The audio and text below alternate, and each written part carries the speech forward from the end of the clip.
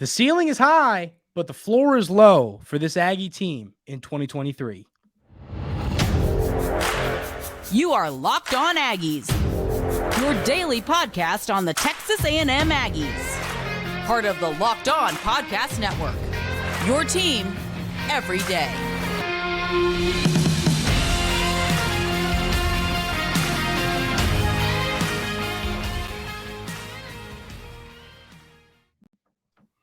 Welcome on into Locked On Aggies. I'm your host, Andrew Stefaniak. Thanks for making Locked On Aggies your first listen every single day. And today we are joined by former Aggie defensive lineman, Jay Arnold. Jay, I appreciate you stopping in with us today.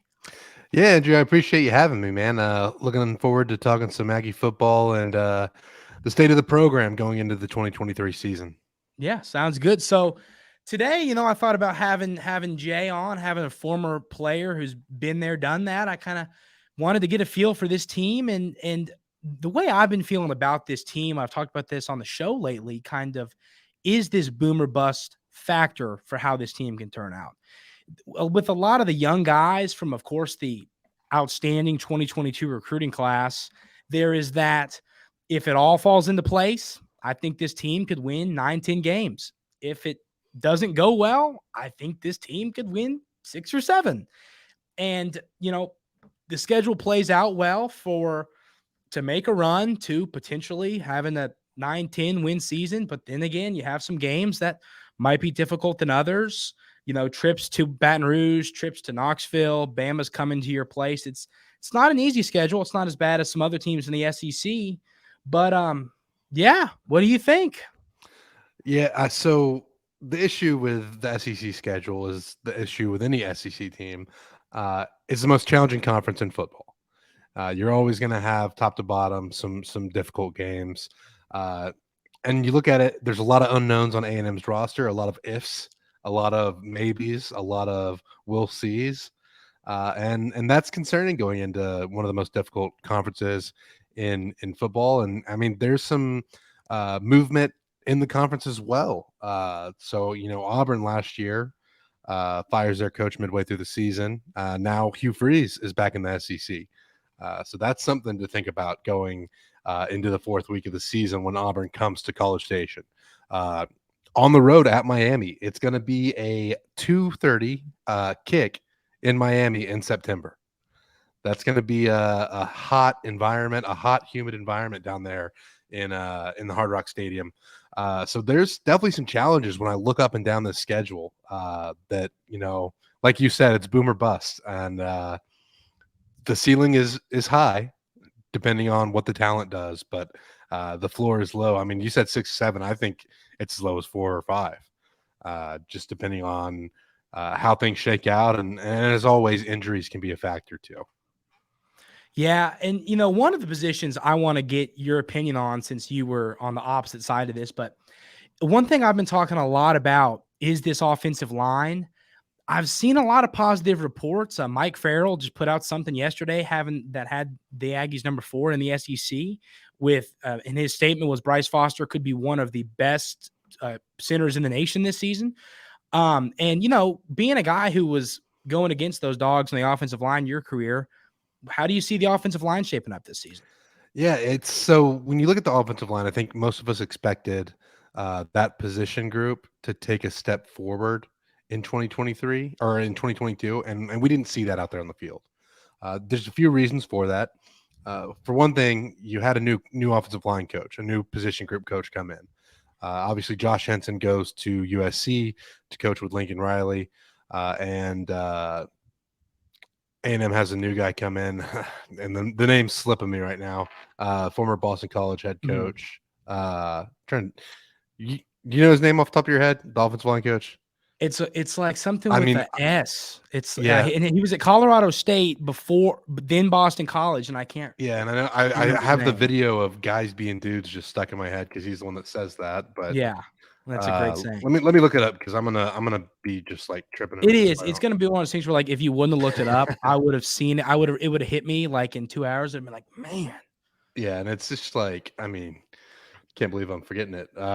Steve Adazio. That I knew. Yeah, there you go. Yeah. So a new offensive line coach, there's going to be some differences in approach that just kind of challenge the offensive line and make it a little difficult. And then you had injuries throughout the season. I mean, Bryce Foster wasn't healthy.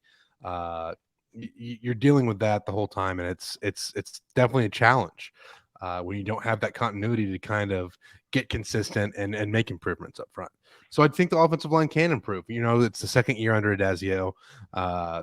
You do have a change in offensive coordinator, obviously, and that's going to be something that we'll see how much of a change it is. But a lot of people are anticipating it, I think.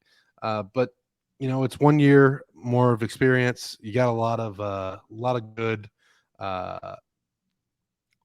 good talent up front. It's just living up to the standard. And A&M has a high standard at the offensive line position. I mean, you look at the guys that I practiced against when I was there in 2013, 2014, guys like Jake Matthews and Cedric Abuehi and Jermaine Ifedi and Jarvis Harrison. I mean, there's a standard at A&M for offensive line play. That last year, I just don't think they lived up to it, but I think they have the ability to do so. A big part of that is Bryce Foster staying healthy, because as a center, he's the quarterback of your offensive line. Of course, and he only played 4 games last year before going down. You kind of alluded to it a little bit with Coach Petrino hire, and I think that's a fun topic.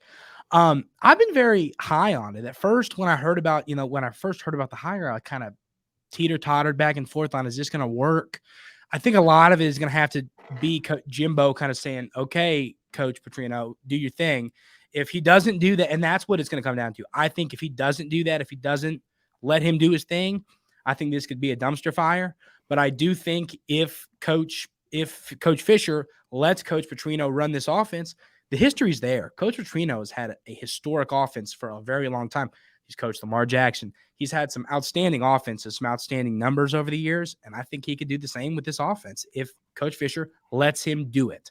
Yeah, and to be clear, if Coach Fisher doesn't take his hands off the offense and doesn't let Petrino do his thing, I think there's going to be some fractures and some toxic work environment there on the offensive side of the ball.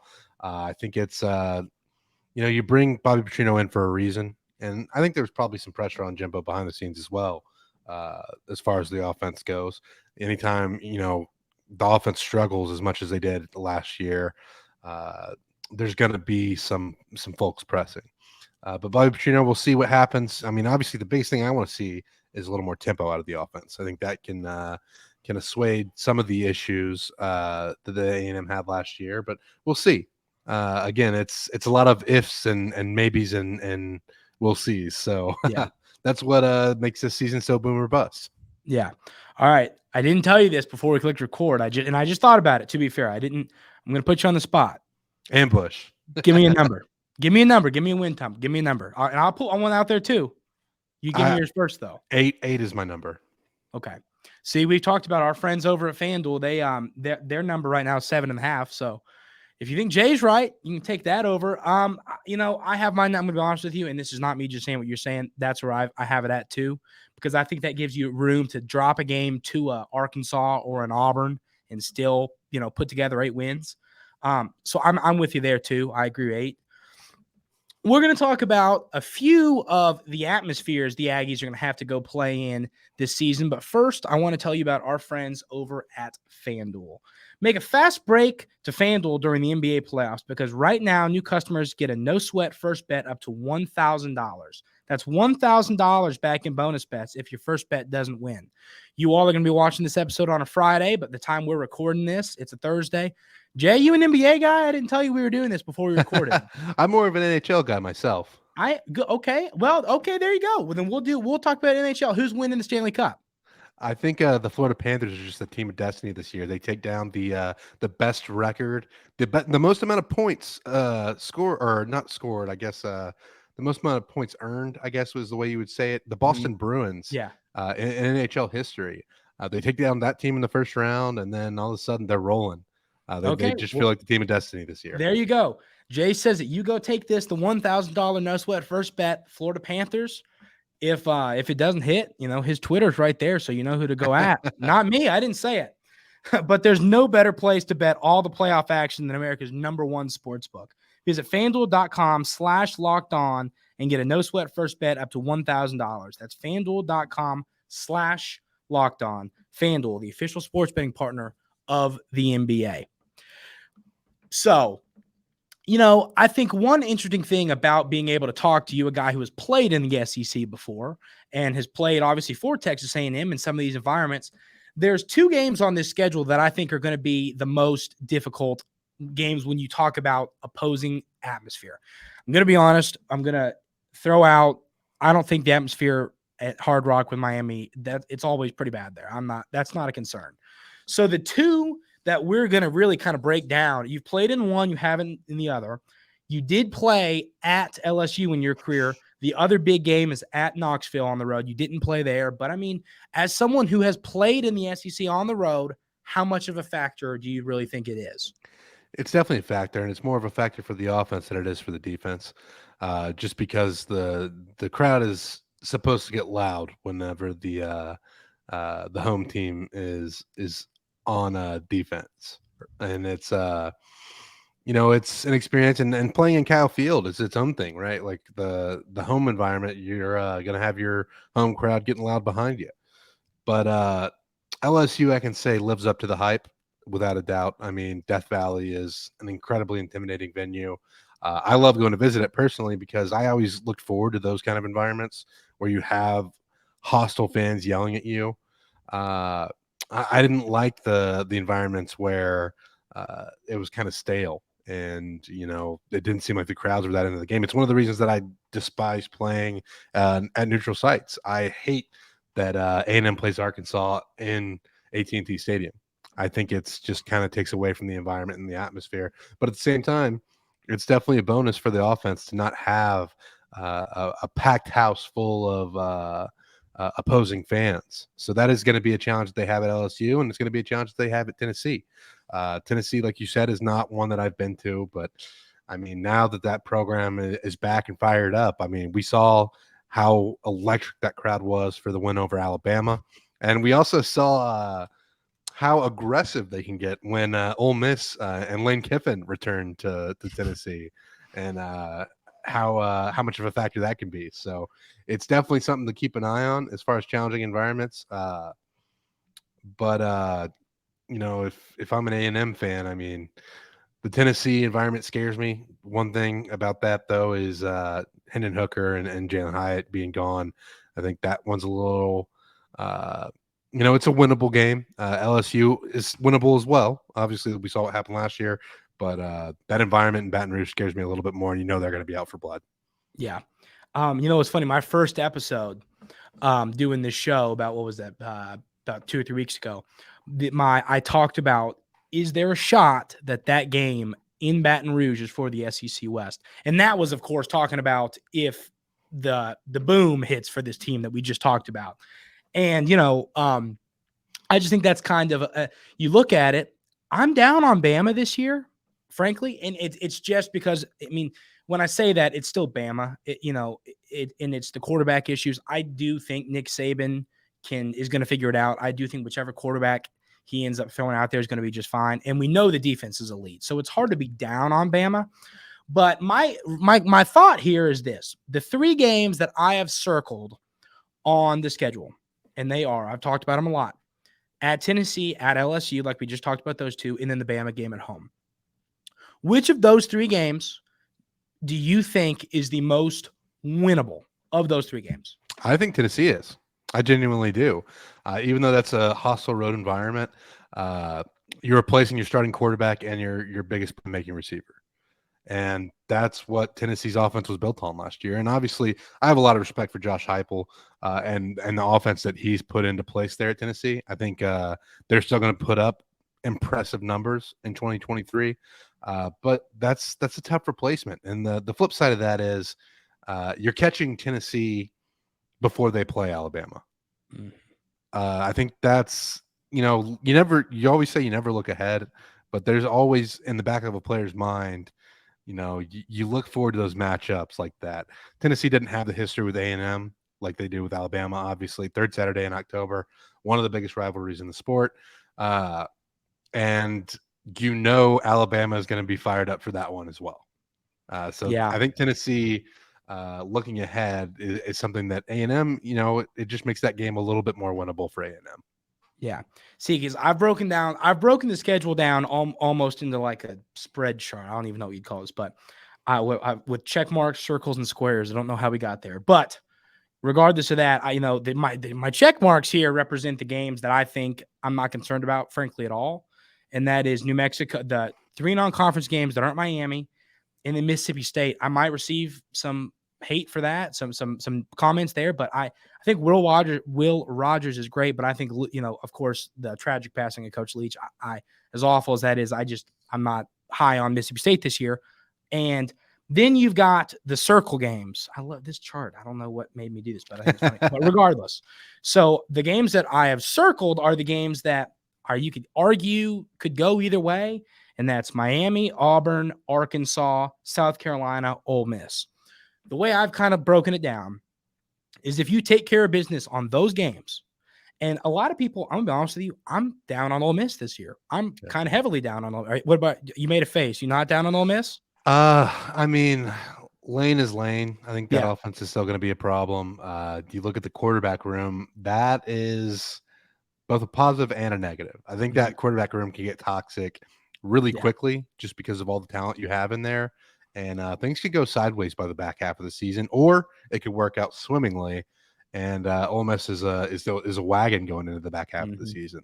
So that's I think they're kind of a boom and bust squad as well. I agree. Okay, then you know what? And I think you could actually lob Tennessee into that category as well. Just kind of the fact that Milton's the quarter. That's Milton, right? That's the quarterback. Yes, Milton. Yeah, I thought so. He, he kind of is in the same place as Wegman. He came in and played a handful of games with Hooker going down with the ACL tear last season. So with Wegman and Milton, we've seen a little bit, enough to know these guys could be elite, but we haven't seen that real spark yet. So, but based off what you just said with your thoughts on Ole Miss, which, like I say, I appreciate that take because a lot of people have been 50-50 on it. Okay, so now let's break this down. Which game would you feel more confident saying the Aggies can take care of business? At Tennessee or at Ole Miss? I think at Ole Miss, I feel more confident in. Okay. I just kind of look at what happened last year, and A&M struggled mightily against the run. I think there's going to be some drastic improvements there, and obviously, Ole Miss had a two-headed beast at running back. One of those has gone in Zach Evans, but you still have the freshman cat. I can't remember his name, but Judkins. Judkins is going to be a problem still.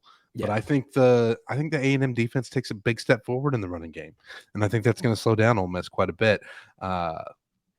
That's why I think that game's a little bit more winnable than the Tennessee game, where Tennessee's going to go spread the ball out, and it's going to be a shootout no matter what.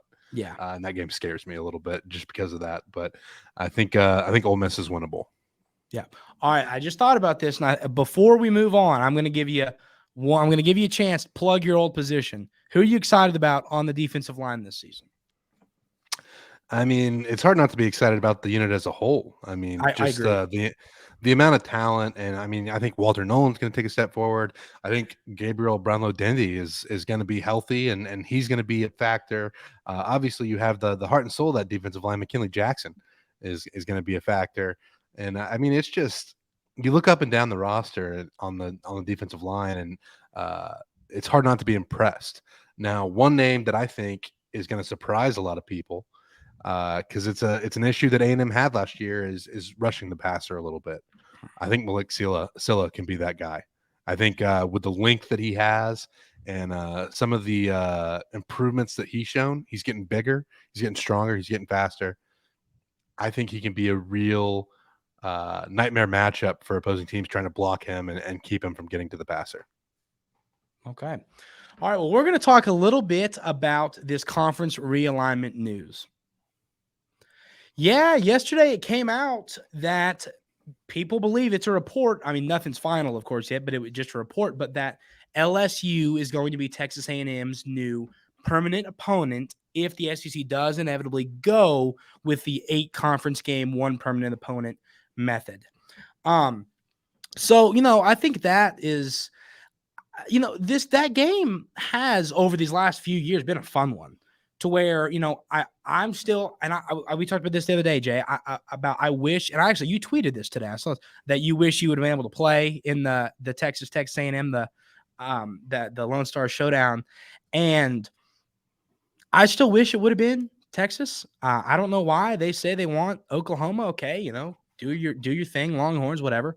But and another thing I want you to kind of go about here is, I don't know, how, this topic, what your thoughts are on it, but you did with you playing at Texas A&M in 2013, that was pretty much new to Texas A&M being part of the SEC. So, my thoughts there, what does that transition look like? How does it affect the other teams in the SEC? How does it affect the two teams joining the SEC? And then I guess, I'm curious to see like how's that matchup on a yearly basis going to be with LSU? Yeah, I think so. First of all, we talk about the teams transitioning to the SEC. There's a lot made about how it's a more physical league as opposed to the Big 12. I think that talk's a little overblown, honestly. I think football's a physical game no matter where you are. Obviously, there's going to be some teams that are more physical than others. I think the bigger factor and the bigger issue for those two teams coming in is just the depth of the league. And the physicality at the from top to bottom. I mean, you're gonna face a beating no matter who you play in the league, and that's more the issue than the physicality itself. Because I think Texas and OU are going to be fine up front. It's just going to be a little bit of an adjustment period as far as realizing that it's a battle up front week in and week out. But looking at A&M and LSU being permanent, opponents. First of all, my biggest issue is I just cannot abide not going to a 9-game schedule. I think it's super dumb. There's too many historic games in the SEC to limit it to one annual opponent that you face every year. You look at some of the games that are going to be endangered now because of this. Alabama either gets the Iron Bowl or the third Saturday in October. They don't get both. Mm-hmm. You look at the world's largest outdoor cocktail party, Georgia, Florida, or is it Georgia, Auburn, and the Deep South Syllabus rivalry? One of those is going away now. Goodbye. I've heard all those are going goodbye. So now you look at it and it's like, well, there's no reason not to have the 3 permanent opponents and the 9 games in the SEC. Other than the simple fact that, it sounds like the motivation behind this is money, which is, we can get into the weeds with that. But my point here is I get why Texas wants OU as their permanent opponent, and that makes sense. The flip side of that is A&M doesn't really have as much history with any of the programs in the SEC already. LSU is probably the strongest bit of history, maybe Arkansas. Actually, going back to the Southwest Conference days, it probably is Arkansas. But LSU makes a lot of sense, and it's been a recent heated up rivalry, we should say. It's become one of those where both teams are starting to develop a little more healthy amount of disdain for each other. So I get that. But again, like the college football fan in me, not just the A&M fan, the college football fan in me just hates the format of only one permanent opponent. Yeah, I do. That was my whole episode the other day, was talking about how, and it was kind of funny because I recorded it saying the SEC has got to pull the trigger on going with this 9 conference game schedule with the 3 permanent opponents. And then like an hour after I quit recording and had my podcast, my episode, posted on YouTube and everywhere to go up the next day, that news comes out saying that they're unlikely to go with that. I'm like, you're kidding me. Well, and hopefully it's only going for 1 year, and then they realize, hey, we need to make sure that this is fixed going forward. Mm-hmm. I agree with you. I think it's going to hurt college football. And I saw a lot of Texas A&M fans in my comment sections talking about how like we've gone a few years without the Deep South. Without the Texas A&M rivalry, we've gone years without it. And people, I think you can't let history go. I just think this is the opportunity for it to come back. And I wish it would, it's something I grew up excited about and then of course, it was a big part of my Thanksgiving tradition, and I wasn't even a fan of either school yet. Yeah, exactly. So I mean, I think the SEC is making a mistake, but like you said, and that's a great point. Hopefully, they do this for a year and say, wait a minute, this is a bad idea. And then they go back to that 9-game method. But we'll just have to see how that pans out. I know the teams are meeting right now, in somewhere, I think in Florida, planning what to do. But it's Gulf Shores or somewhere like that. Something like that. But before we call it a day, I want to talk a little, for a minute or two and just break down what's your thoughts on the Aggies heading up to Stanford to play in this regional. Yeah, old Palo Alto. A&M's going to the West Coast. They got a regional full of California teams. You got Stanford's hosting it.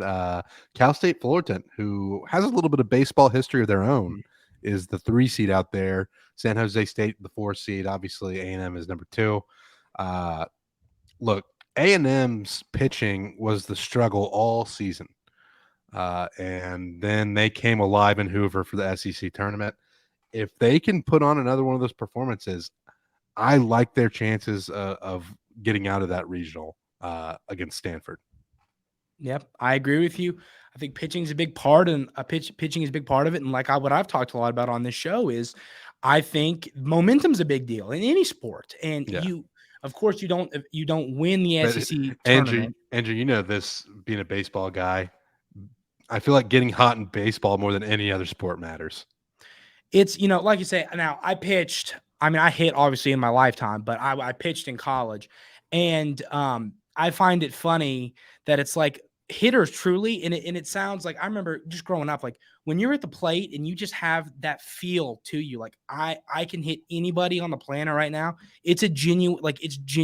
I think it's the same in basketball, when you're spraying them from deep heading into the NCAA tournament, to where I think the bats are seeing the ball well, and the pitching is the same thing. I mean, you have one good outing and you find that curveball, you find that slider, and you go, okay. I mean, Barry Bonds himself couldn't get a hit off me right now. It makes you feel good. And that's where the Aggies are right now heading into the postseason, and it is a really good feeling. I think the Aggies can make another run to Omaha. I've said that. Call me crazy. I don't care because I'm excited. And, of course, the game, when you all are watching, that game's going to be playing because the game's Friday. So the Aggies should be playing, and then we'll break that down for on Monday here. But, Jay, I really appreciate you stopping on by today, and let the people know, how can they check out everything you got going on? Yeah, the easiest is just going to be to follow me on Twitter at Coach Jay Arnold, just because I have a million different things going on. Content just about everywhere you can think of, some of it at Good Bull Hunting, some of it at Apollo, some of it at Pocket Talk, which is going to be a new festival that we're putting on here in Houston as the World's Fair of Sports in 2024. So that'll be something to stay tuned for. But the easiest way to follow me is at Coach Jay Arnold to keep up to date with all the wild and wacky things that I have going on. Perfect. Well, like I said, Jay, I really appreciate you stopping on in. But that is going to do it for today's episode of Locked On Aggies. I appreciate you all tuning in. Have an outstanding weekend, and we'll see you on Monday.